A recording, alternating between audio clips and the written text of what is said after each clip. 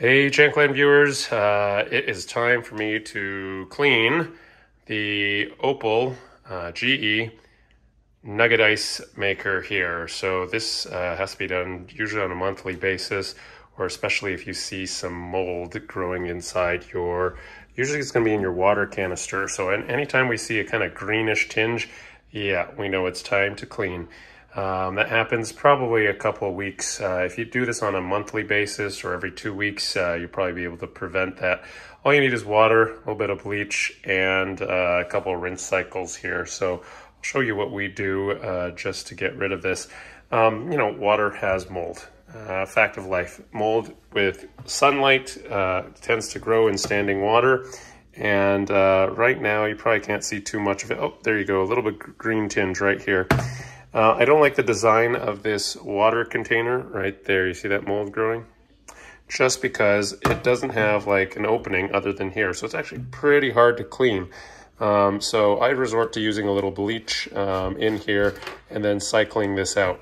You only need a little bit. So I actually end up putting a little bit in here, shaking it up with some water. And same thing also here in the ice maker itself. So I take out the filter just because you really don't want to run bleach through your filter, and set this aside. Set that kind of to our sink here. Now you're going to want to bring the whole ice maker closer to the sink, because after you pull out your tubes here, they're going to start draining. And now we got those draining. While that's draining, I'm going to fill up this bleach solution. Actually, before I even fill it up, what I do is I put the stopper back on and I just give this a little bit of a swish around, and you're going to see this bleach is going to actually just kill that mold, and that mold will just disappear within actually a matter of minutes here. So swishing it around here, kind of the first step. You can use dish soap and detergent. The only problem is it's very hard to reach in here just because this whole plastic thing is one encased area there. So I'm letting the bleach do the hard work of killing off the mold, and then this will require multiple rinse cycles just to get this all done.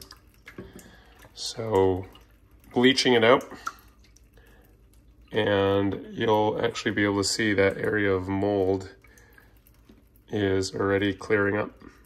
See, it's kind of dying as the bleach penetrates that area there. So we'll wash this off. Okay, well, as that water drains out, what you can do is you can actually just take that bleach that you just set in here and either dump it in there or dump some more bleach. Just because I'm going to clean this out thoroughly, I'm going to fill this up with water, and we're going to do this 4 times just so this rinses out. So this is bleach now diluted with water, and we're going to run that through the bottom of here too, and let the whole bleach cycle kind of clean this out too. So now that we have this full, we're going to put this, shake it up a bit, and just put it here and let it drain. We're going to cycle through that water at least 3 more times, just so that bleach is all washed out. So got our jug of bleach. We're also going to run this cycle with a little bit of bleach, and we're going to plug this up first so that our tubes are airtight, watertight. Okay, tubes are airtight again. I'm going to put just a little bit of bleach in here. Okay, then we're going to fill this up. Then we're going to fill this up with water, but you're going to want to go to clean instead of just hold down the clean button here, and it's going to start pumping this water to circulate. So this water has the bleach. So you're going to do this a total of 4 times at least, where you're going to cycle this, and after it stops, you're going to drain the water out, and then without more bleach, fill it back up and cycle it 3 more times. And that should get all the bleach out of the system, but at the same time, clean that up. Okay, so I've gotten all the bleach out, but I decided to just use some dish soap and put it through the container here just for a little bit more of a wash. This allows us to wash this out with a little bit of dish soap, get anything other than mold out here. And what you can do is, if you have a bottle brush, just use the bottle brush and basically stick it in there and get around those edges here. Use the bottle brush to get around these edges here. If you can, get a longer one, you can even scrub this a little bit more just to get some of that mildew off. And it likes to grow kind of down here where the water is standing. Okay, we'll rinse this out a couple more times. Get all that soap out, and then that'll be good. It's one way to kind of get the soap out, just to let it run over.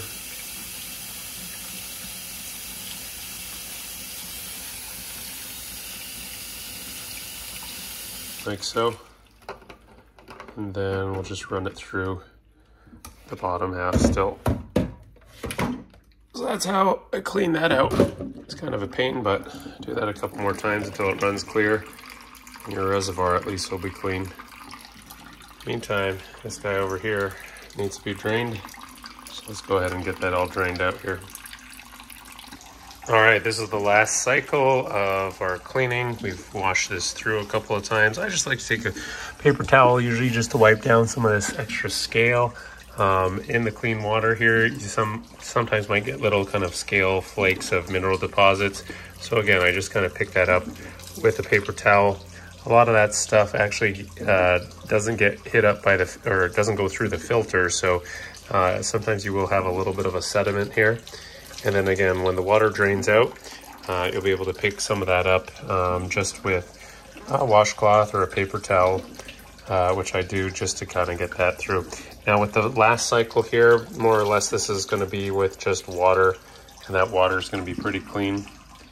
You see a little bit more of, it looks like almost charcoal from the filter itself, a little scale which is kind of white.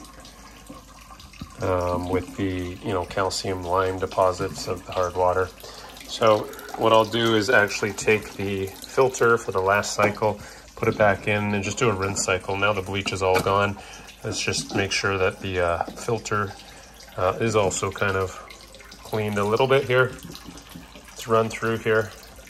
So we'll fill this up, have one more go at this in a cleaning cycle, and then we'll fill it up with our filtered water and it should be ready to go. So the side canister is nice and clean now, and we are ready to fill it up. When we run the ice maker, we use our filtered water from our fridge. So it just goes to show that even filtered water can have mold spores in it, and the mold can still grow. So you can use distilled water, filtered water, blah, blah, blah. But truth is, you're going to need these cleaning cycles, and that UV light, whatever marketing gimmick that's about, really does not keep mold from growing. So unless you guys favor mold in your ice, which, if this happens on this small scale, it's probably happening all over the place. Actually, that's kind of gross, but such is life. Well, then I would recommend going through these cleaning instructions on a regular basis, every 2 to 4 weeks, especially if you see something growing in it. Or there's a green tinge to your canister, you're most likely growing some algae, some mold in there that needs some disinfecting. So we're gonna get this running, and good as new. Okay, there you have it. This is the ice maker all cleaned up, making ice again, and it's been running for a little bit, making some fresh ice here. Nice pellet ice.